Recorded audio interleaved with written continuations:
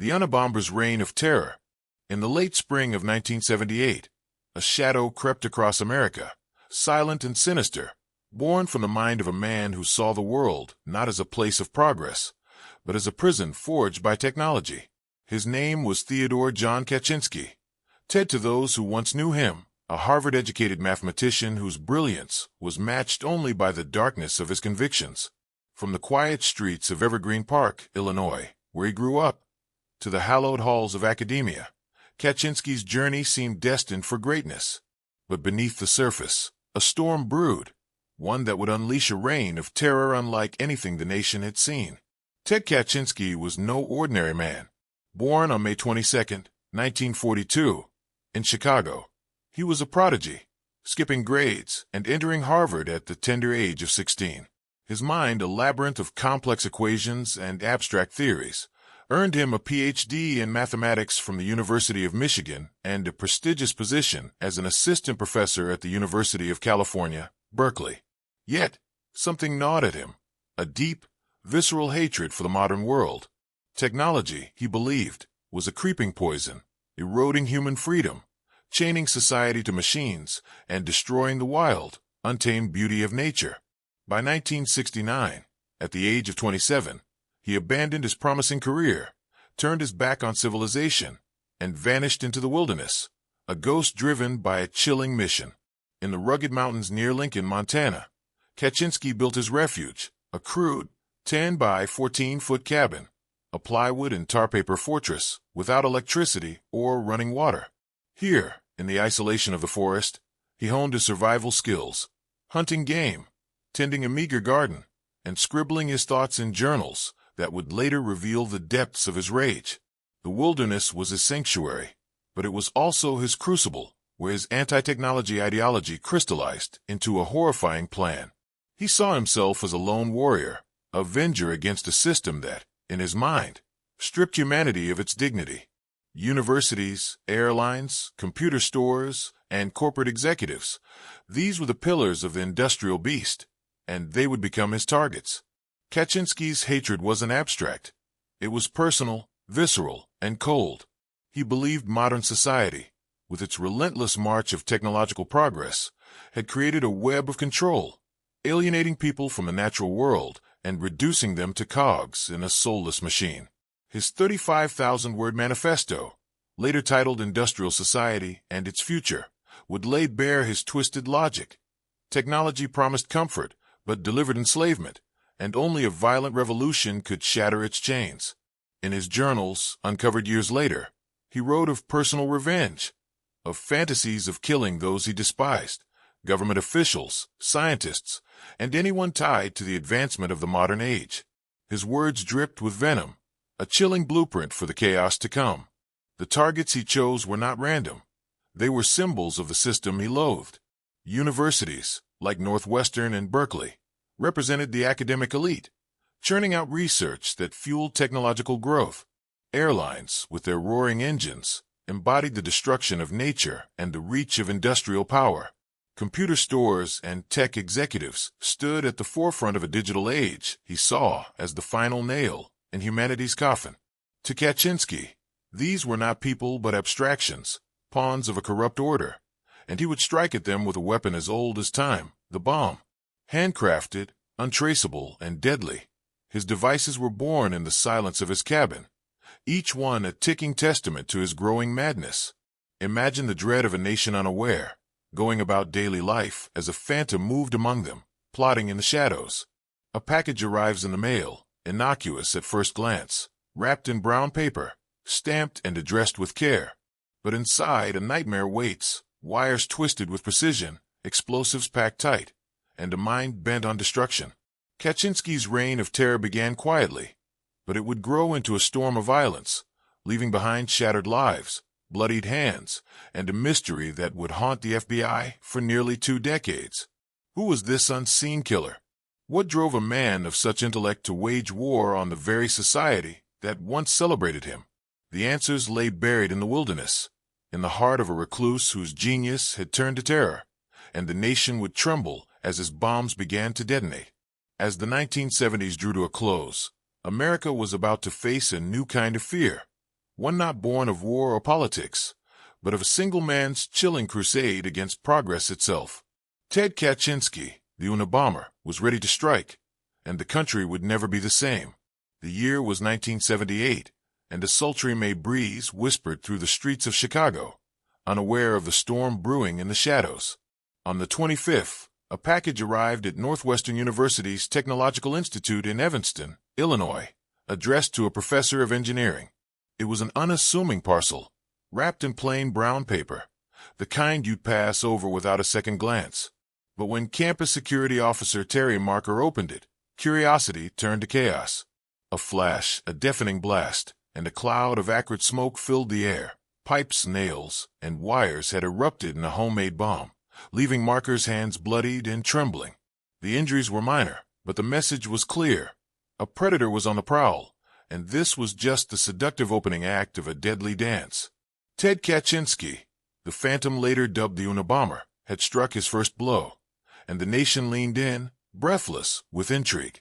A year later, on May 9, 1979, the heat of anticipation built as another package detonated at Northwestern, this time maiming graduate student John Harris with a cunning contraption of match heads and rubber bands.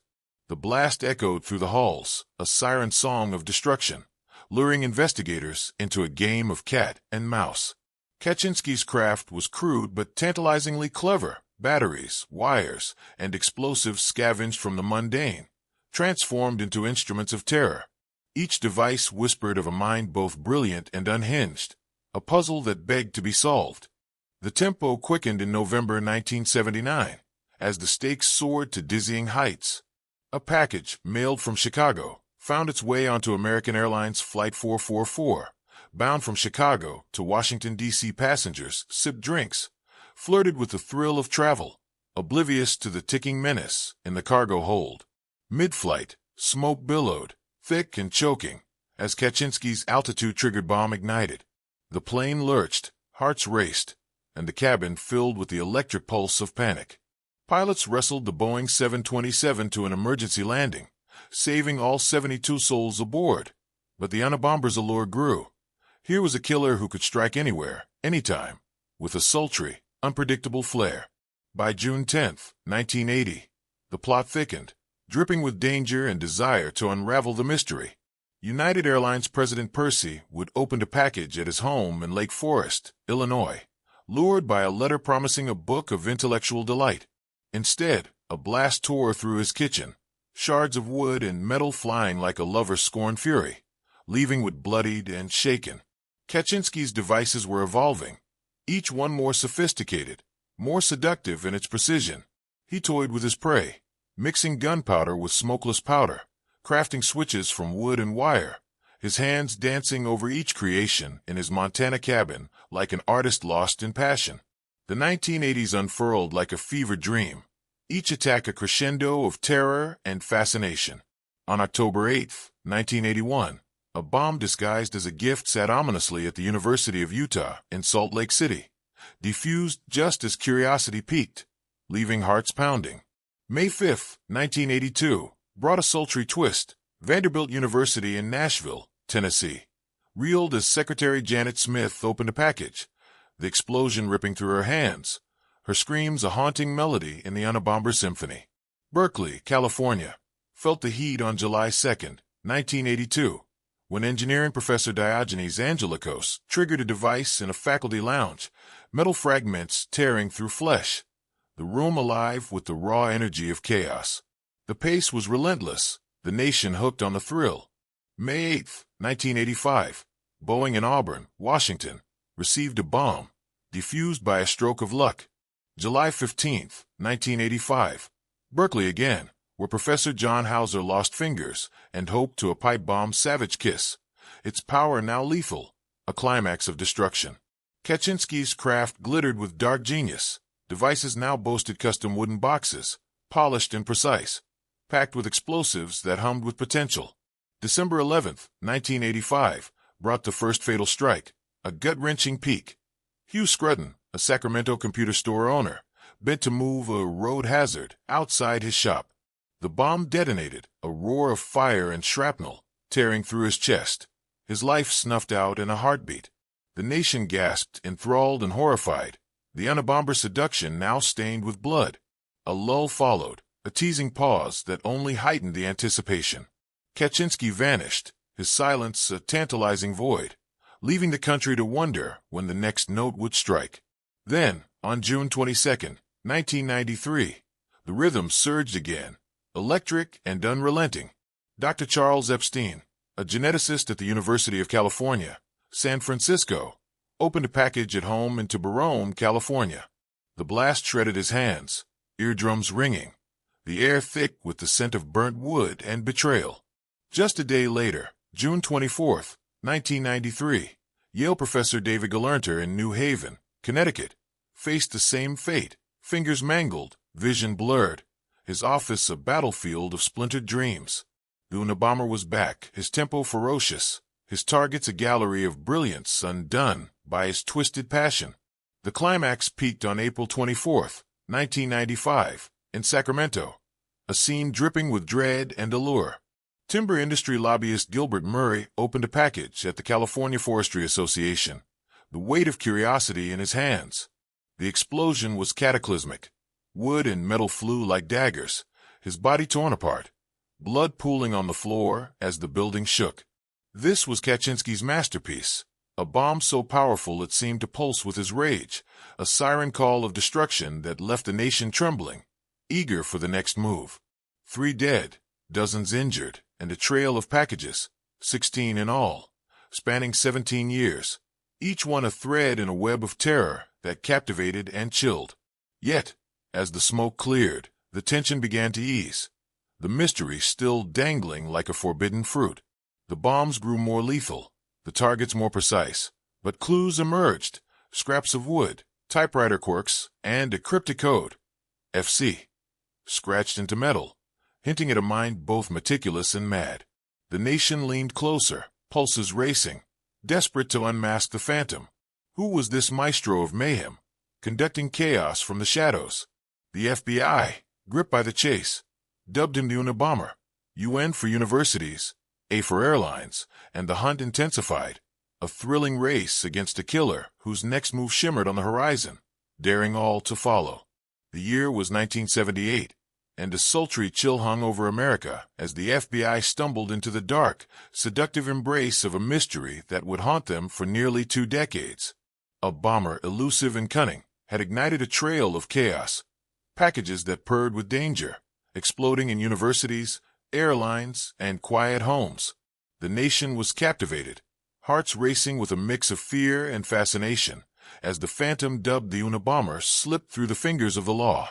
The FBI's manhunt began in the smoky aftermath of that first blast at Northwestern University in Evanston, Illinois, a tantalizing puzzle that beckoned agents into a dance with a shadow.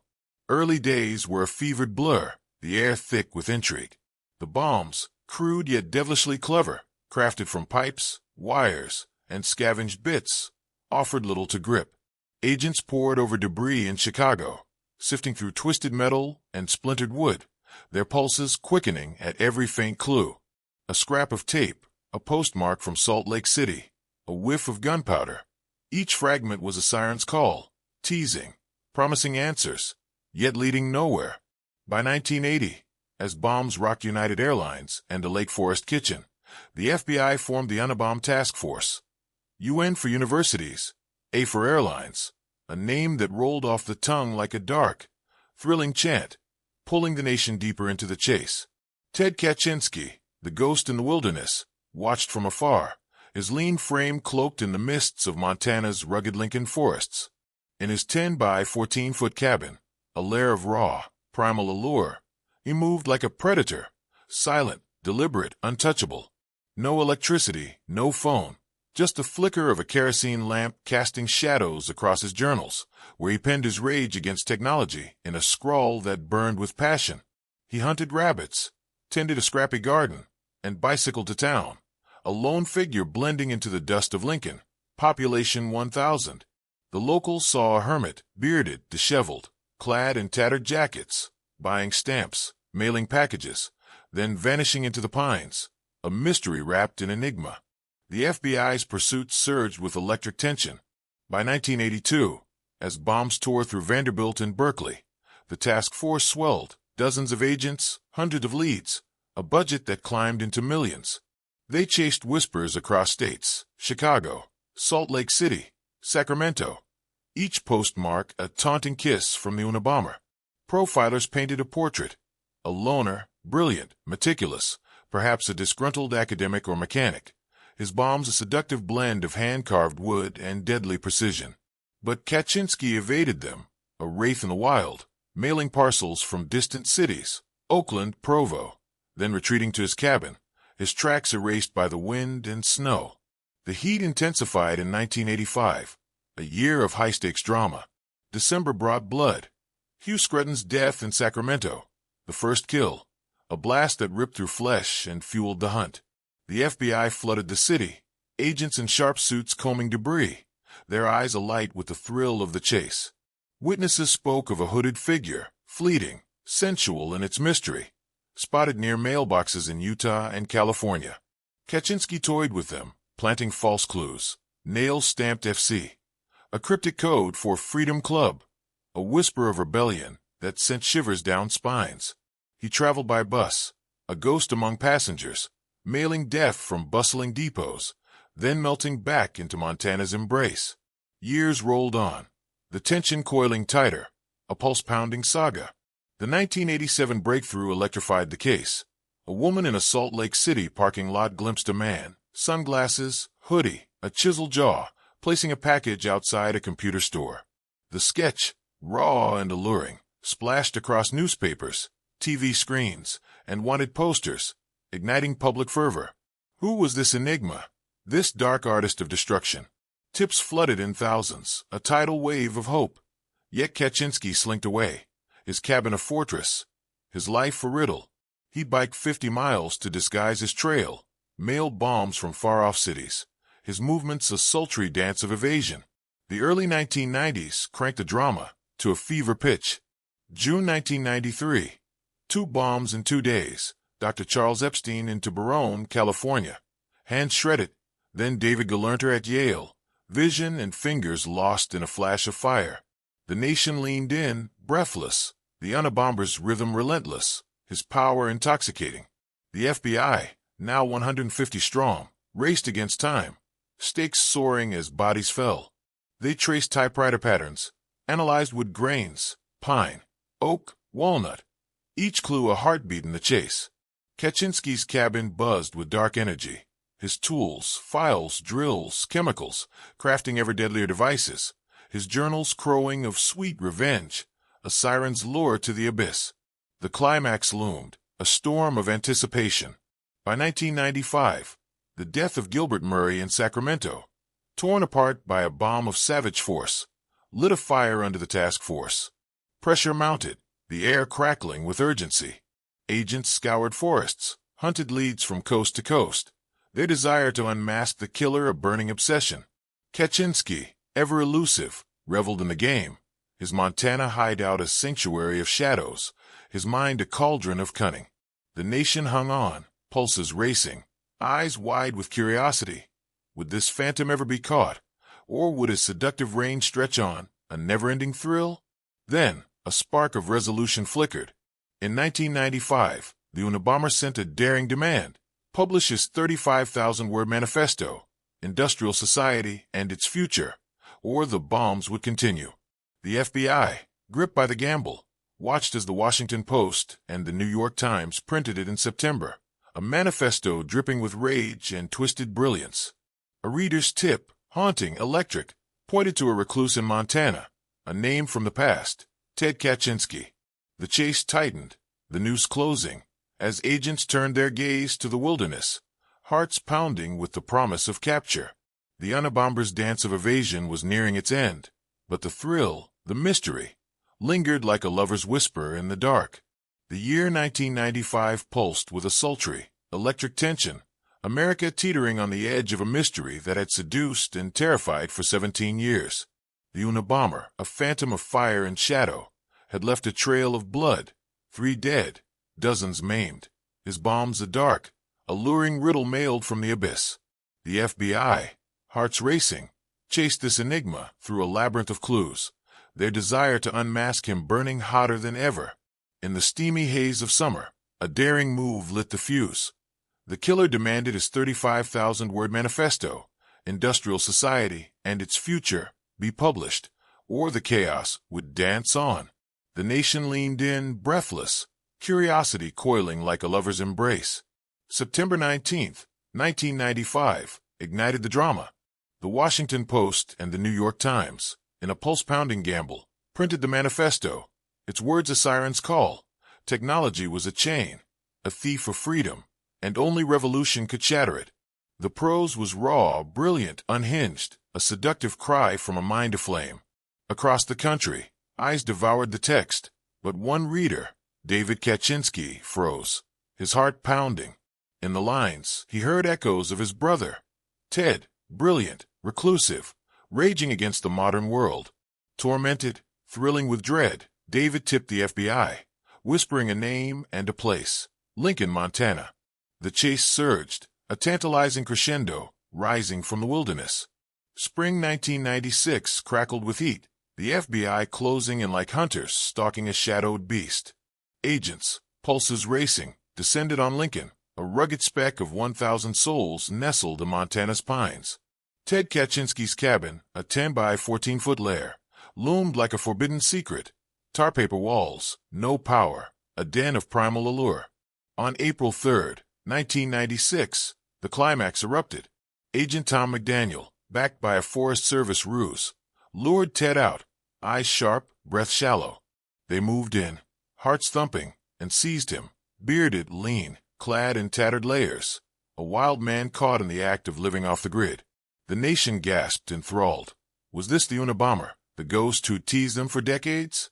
Inside the cabin, the reveal was intoxicating. Agents uncovered a treasure trove of terror, bomb-making tools, wires twisted with the lover's care, chemicals humming with potential, and journals, thousands of pages, spilling a dark, seductive confession. "I want revenge," Ted scrawled, his words a shiver-inducing dance of rage against technology, detailing each attack, Northwestern, United Airlines, Sacramento, like a maestro recounting his symphony. A live bomb, poised to kill, sat ready, a final kiss of danger. Typewriter quirks matched the manifesto, with scraps tied to blasts, and the code FC etched deep, Freedom Club, a taunting signature. The puzzle snapped together, thrilling and chilling in its clarity. The drama peaked as Kaczynski faced justice, the nation hooked. Arrested, charged with multiple counts of murder and illegal use of explosives, he was hauled to court, a lone figure in shackles, eyes glinting with defiance. Prosecutors wove a tale of terror, 16 bombs, 17 years, lives shattered, painting him as a genius turned predator. His defense, a sultry twist, pleaded insanity, but Ted, fierce and unyielding, rejected it, his mind a fortress. Tension soared.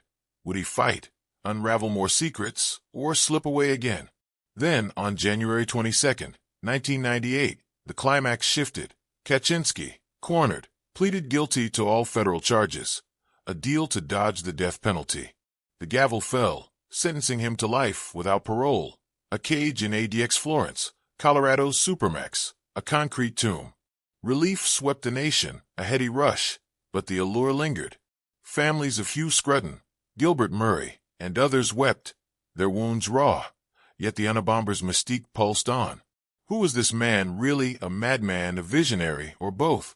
His manifesto, a dark love letter to a lost world, still whispered to some, its ideas a dangerous flame. As guards led him away, the crowd buzzed, curiosity unsatisfied. What drove him to such extremes? Had he acted alone, or did shadows still lurk?